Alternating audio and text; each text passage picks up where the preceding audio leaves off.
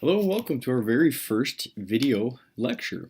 This is the very first one that I've ever made, so be kind when discussing it, but I'm more than open to constructive criticism. If you find that there's something that is missing from these video lectures, something that you would like me to input later on, please do bring it up to me because I'm really experimenting right now and I need you to help me as much as I plan on helping you throughout this course. So we're going to start out the course with a unit on the Civil War and Reconstruction, beginning with a lesson on antebellum America. Now, the word antebellum refers to a time period that before the Civil War in the South. Really, any time between around 1812 to 1861. The Civil War started in 1861, so any time before that is going to be what we're going to be talking about today. Here we have a map of the United States in 1830. It's the same one that is included in your reading. So here in 1830, you can see the map of the United States where you do have a vast swath of what's known as unorganized territory here. This is all part of the Louisiana Purchase. We had purchased this area from France in 1803. What you can also see on this map is that Mexico actually lays claim over the territories of Texas, as well as what we would consider California, Arizona, New Mexico, Colorado today. Over in the northwest of what is currently the United States, you have Oregon, but this is disputed territory between the United States and the United Kingdom, Great Britain, at the time. Now, the very next slide is the United States in 1853. And you can see a lot has changed in a short period of time. The last map was 1830. This one is 1853. So this is only 23 years later. I'm 28 years old. Now, what you can see is we do have the annexation of this Texas territory. The annexation is this fancy word for addition to. So if a country annexes territory, they add to the overall territory of the region of the country. You do have the Mexican accession. Right after the Mexican-American War ends in 1848, you have Mexico had cedes a vast swath of territory that today includes California, Arizona, Utah, Colorado. Up in the northwest, you do have Oregon country now. We end up purchasing the Oregon country from Great Britain. We split it, the Oregon territory from Great Britain in 1846. So you do see that it cuts off right up here. Well, Great Britain gets the northern part of Oregon country. We, however, get the southern part of the Oregon territory. Now, moving on.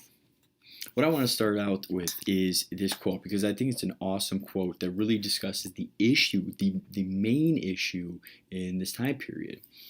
And this is Abraham Lincoln that says in a speech in 1864, "We all declare for liberty, but in using the same word, we do not all mean the same thing.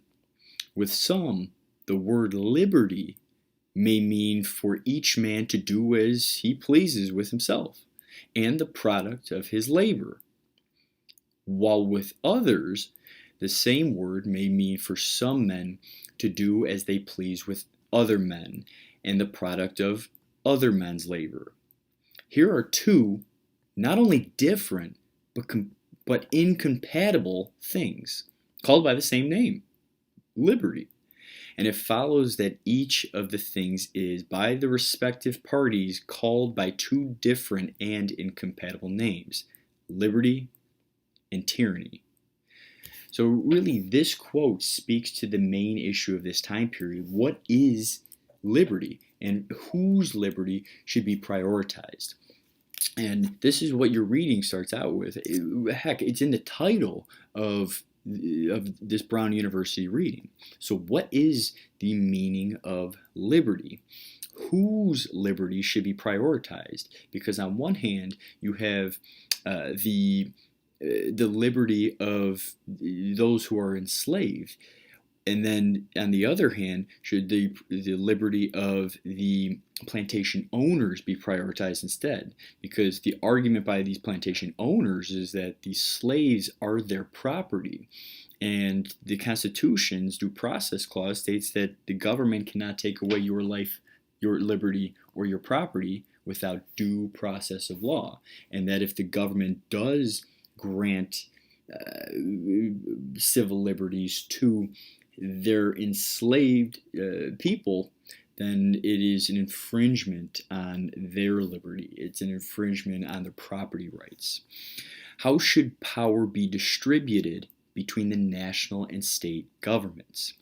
So this is another issue that is brought up. In fact, in many southern states, I should say many people in southern states still refer to the Civil War as the War for States' Rights, which is crap. I mean, the main issue of the Civil War, make no mistake about it, was the issue of slavery.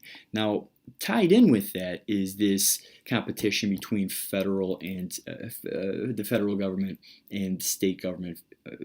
But really, let's make no mistake about it. This is a war about the institution of slavery and the future of the country. And then the last main question that we're going to be focused on is, should people of all races and genders be entitled to full rights of citizenship? So let's start out here. And I forgot a picture on this slide. All the rest of the slides do have pictures. In 1830, the United States is only made up of 24 states. There are three major trends that had led to the Civil War, the first being rapid population growth. In your reading, the figures that are given is in 1830, the country only consisted of 13 million people. But 20 years later, the country consists of 23 million people. So you get close to a doubling of the population. And when the population is expanding that quickly, you're going to need places for these people to expand to. And so you do see that tied in with number 3 here, which is territorial acquisition. The United States begins to expand westward. And this is a topic that we're going to touch upon later on when we talk about settler colonialism.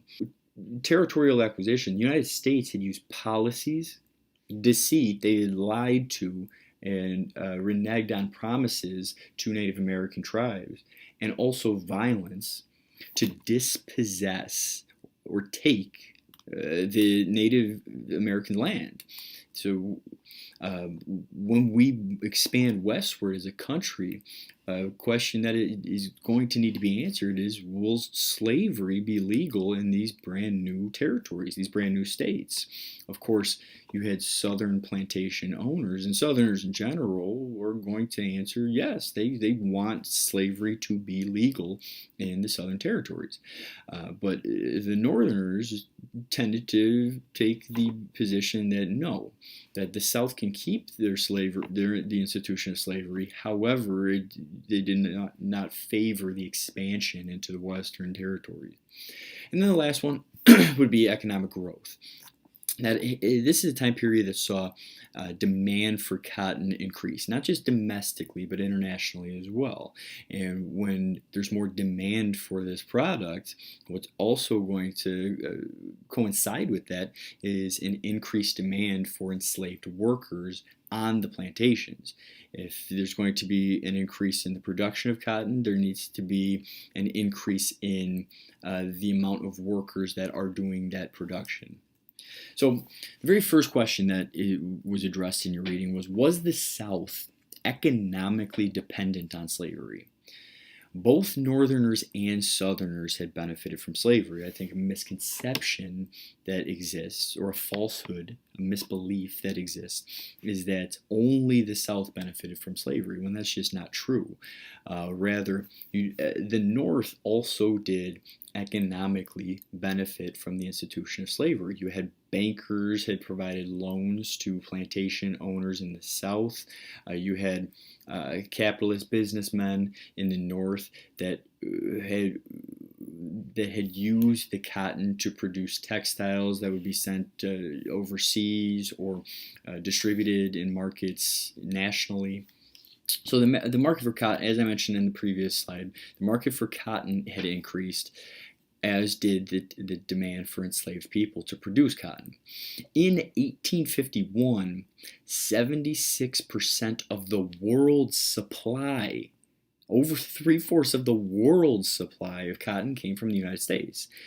And it consisted of it comprised 63% of the United States export. So over half of all goods that we were sending abroad was cotton. 63% of everything that we're sending abroad was cotton. So although it was prohibited in the North, Northern bankers and businessmen also did extract great wealth from the institution of slavery. So the next question, how were racism and white supremacy present throughout the North and South?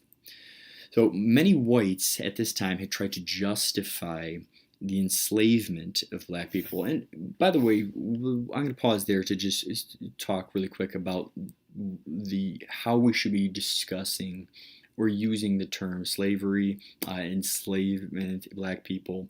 Brown University reading starts out by making the argument that they're not going to refer to black people as African Americans in this reading. And the reason why they're not doing that is because you have a group of people that are really neither African anymore, because especially slaves that were being born in the United States, they're neither African anymore, but they're not really American either. They lack all the rights of citizenship. They have no civil liberties whatsoever. And so that's why your reading refers to the group of enslaved people as black people throughout the entire reading and not African Americans. The other thing that I wanted to point out in your reading is that at no point during the reading does it refer to slaves as slaves. Rather, it always refers to black people as the enslaved or enslaved people. And the reason why the reading does this is to emphasize that there was no choice in this matter. To refer to these people as slaves may give off the impression that there was some choice in this matter, that was the defining quality of them. However, by referring to the enslaved as enslaved people and not slaves, it really emphasizes the point that that slavery was something that happened to them.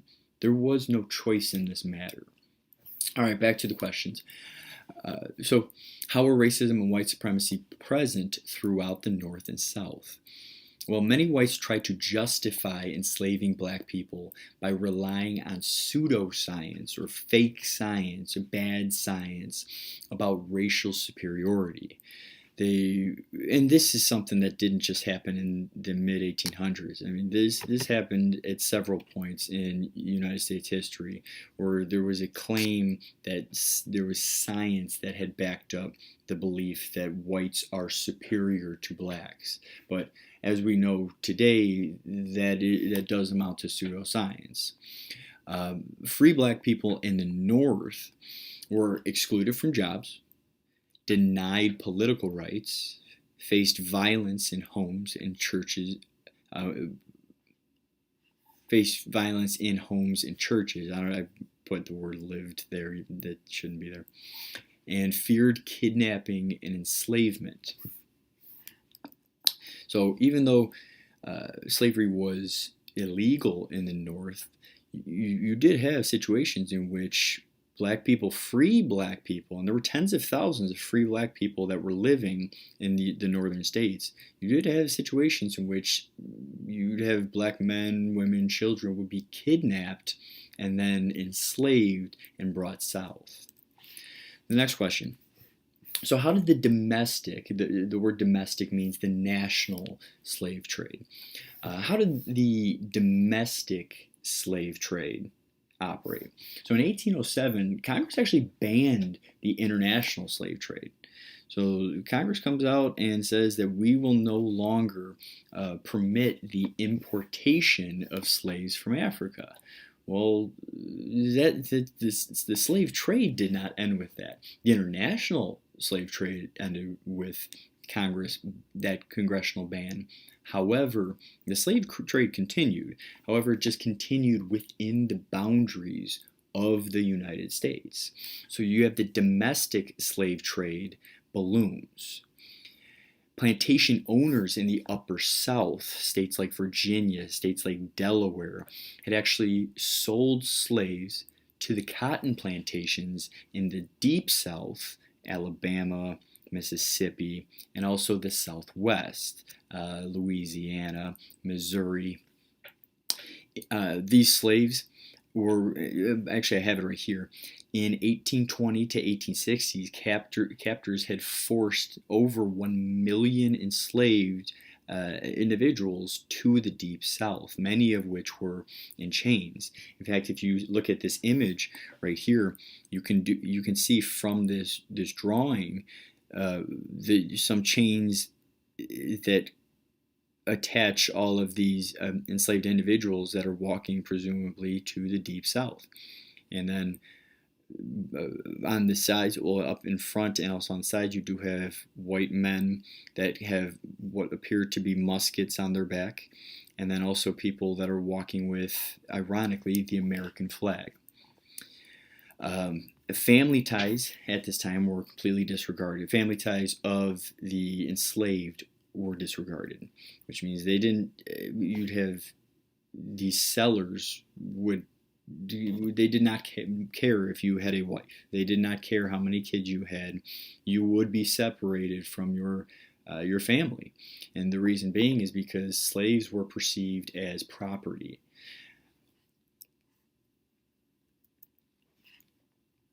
So the next question is, what kind of work did enslaved people do? Well, primarily, enslaved individuals had grown cotton. However, they did do other things as well. You have enslaved individuals worked as servants. They also grew rice, tobacco, and sugarcane. The sugarcane is back-breaking work. And in fact, for as bad and grueling as American slavery was, slavery in present-day Haiti, which was at the time called Saint-Domingue, and also in Brazil, was far more gruesome than even United States slavery, because of the fact that they grew sugarcane, which requires a very, very intense amount of work. And as Brazil and Saint-Domingue were importing slaves, they would literally work them to death, and then simply import more slaves. So, moving on, enslaved individuals also cleared forests for plantation expansion. They tended to livestock. They cared for children of the plantation owners. And they were subjected to grueling labor and violent punishments. I should have put the photo up on the screen here, but there was a photo that I had come across of an enslaved man that had visible whip marks all over his back, and it is very it's gruesome stuff. It's appalling to look at that photo and to think that people had treated other people like that at some point in history. What percentage of Southerners owned enslaved people? Well, the majority of Southern whites did not own enslaved people. When I say majority, I'm referring to over 50%, the majority of Southern whites didn't actually own enslaved people. Rather, those who owned enslaved people tended to be the mega wealthy, people that had owned these extremely large cotton plantations that you often see depicted in movies. And also mid-level planters, people that had some money to buy some slaves, but did not have much money to enslave many individuals to work on plantations. So in 1830, 36% of whites in the South had owned enslaved people. By 1860, that number actually does go down to 25% owned enslaved people in the South. So roughly by 1860, when you have the onset of the Civil War, 1 out of every 5 white Southerners had owned enslaved individuals. The very wealthiest of Southern society owned about 50% of the enslaved population. And when I refer to the very wealthy, I'm talking to about like the richest 5% in the South had owned 50% of the enslaved population. And they grew over 50% of the cotton that was exported to internationally as well as to the North. Now, mid-level planters, so these are the people that weren't poor, but they did not have these large mega farms of the very wealthy elite.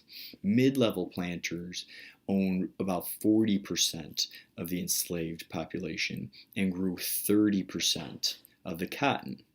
Now, these mid-level planters typically owned anywhere from 1 enslaved person, anywhere to usually around 6, but it could be anywhere up to 20, but that was rarer. Usually you're talking anywhere from 1 to 6. 1 to 6 men or women. Now owning enslaved people was viewed in the South. If I was to give you some context, the owning enslaved people was viewed as a path to prosperity. When you think in 2019, what is considered to be a path to prosperity, people talk about things like education or buying real estate, and these are things that could lead to greater wealth in the future.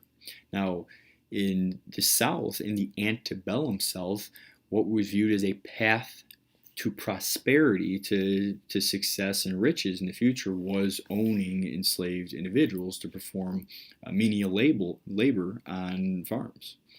Now, here in this map, you see the distribution of enslaved African Americans in 1850. So this is roughly 10, 11 years before the start of the Civil War. Down here, the lightest shade, this pinkish shade, is anywhere from 1 to 2,055 slaves, enslaved individuals in the county. And then you can see the darkest red was anywhere from 19,000 to 44,000 enslaved individuals.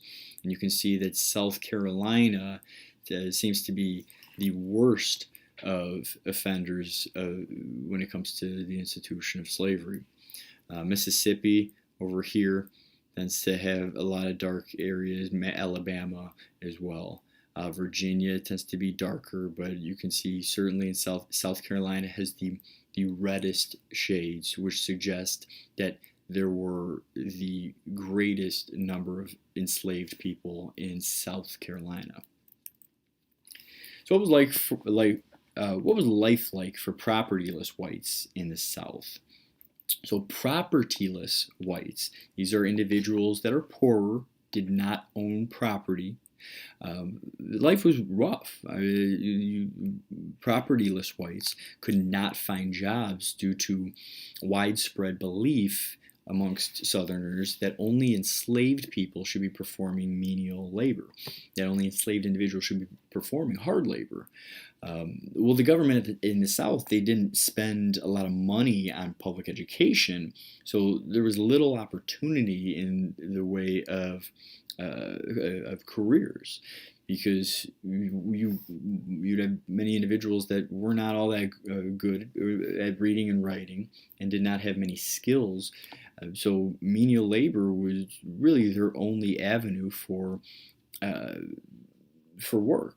But if they're competing against enslaved individuals for work on farms, you have plantation owners would prefer to have an individual that they view as property that they don't have to pay over a propertyless white individual that they would have to pay. So some propertyless whites had sought work in the few cities of the South. The South did not have many cities, and this becomes an issue later on during the Civil War, and part of the reason why the North had won the Civil War. But there were some cities in the South, usually in the upper South. Well, propertyless whites would seek work in the few cities that did exist in the South. The South, by and large, was an agricultural economy, though. Most people lived on rural farms. Now, other propertyless whites had purchased land westward. However, they did struggle on small farms. Land was pretty cheap. It was pretty cheap to buy land, certainly in the Louisiana territory that I had circled earlier. You can buy land pretty cheap, but then you also have to cultivate that land, and that was hard work, and you didn't really generally propertyless whites did not earn riches or even what we would consider some sort of middle class lifestyle doing that. They were they were growing their own food, making their own clothes, and they had a tough time.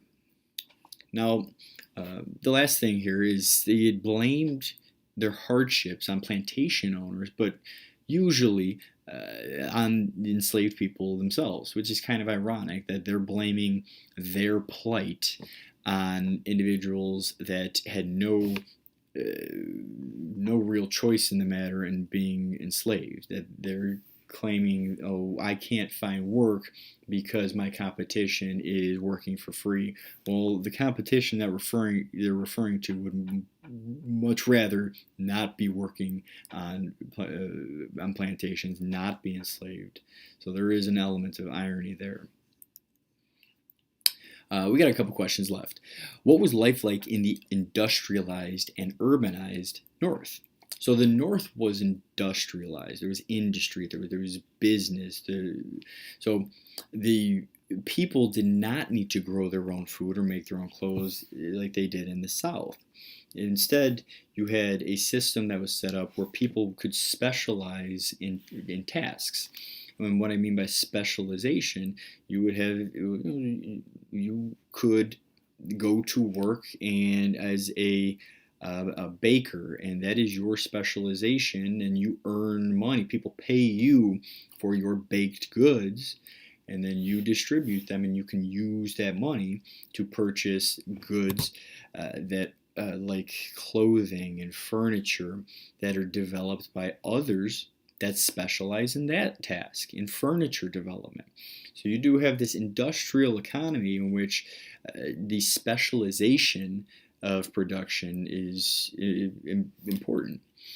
Now, with specialization of tasks comes the mass production of affordable goods, mass production of clothing, the mass production of furniture. But during this time, and this becomes an issue in later units, you do see this increasing disparity, wealth disparity between the rich and the poorer. The rich are getting richer at this time, the poor are getting poorer. So poorer people and immigrants had moved to the slums in the cities, which will also become an issue in the Gilded Age. But you do see this problem begins to bubble up at this time. So they're moving to these slums that are crowded, they're unsanitary, often lack sewage, they often lack clean water, there's unsafe housing in these areas. And the life of a poor person, whether it be a poor white individual, poor immigrant. You did have at this time many immigrants from Europe were coming to the United States in order to work. or even those free blacks in the North. Many people are working long hours in sweatshops, working long hours in factories for very little pay. And these factories were incredibly dangerous and often led to injury or death. So what was life like for free black people in the North? Well, as I mentioned before, there were tens of thousands of free black people living in the North, and they worked as laundresses, they worked as domestic servants in houses, and taking care of the house, doing laundry, cooking, cleaning, working as waiters, reporters. They earned very little money, though. They did not have civil rights as citizens, and they regularly experienced racism, threats of violence. What you did see is, though, that free black people of the North had formed very close-knit communities that come into play when we discuss the abolition movement later on. The abolition movement, this word right here, refers to a movement to end slavery. And so you had these close-knit communities that had formed amongst the free black people in the North to advocate for black equality and to advocate for the abolition of the institution of slavery. I want to say this is the last thing that we're going to discuss today, and that is, how did education affect the Northern economy? So laws prohibited enslaved people from learning to read and write. So, and that's predominantly in the South, although in the North as well, even free black people did not have great access to a quality education. So only about 10% of enslaved people were literate. Literate meaning they knew how to read, they knew how to write. Now, roughly 90% of Northern white adults were literate. And roughly 80% of Southern white adults were literate. So there were greater literacy rates in the North, and that's because spending on public education was a greater priority in the North. See, in the South, if you were a wealthy plantation owner, you tended to hire tutors. You didn't really invest in public education. Local governments did not invest in public education, and this has a huge impact on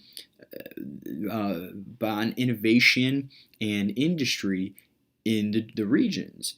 Because in the North, especially in New England had the highest literacy rates in the area.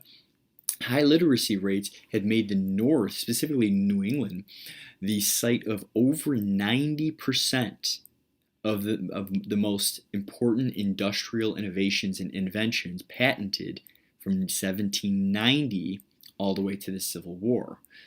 Over 90%, over 9 out of every 10 industrial innovations and inventions were created in the North. And that kind of speaks to the importance of public education in this country. All right, well, that's the end of our very first lecture here today. I hope you enjoyed it. I hope you learned something. I'm signing off. Have a good day.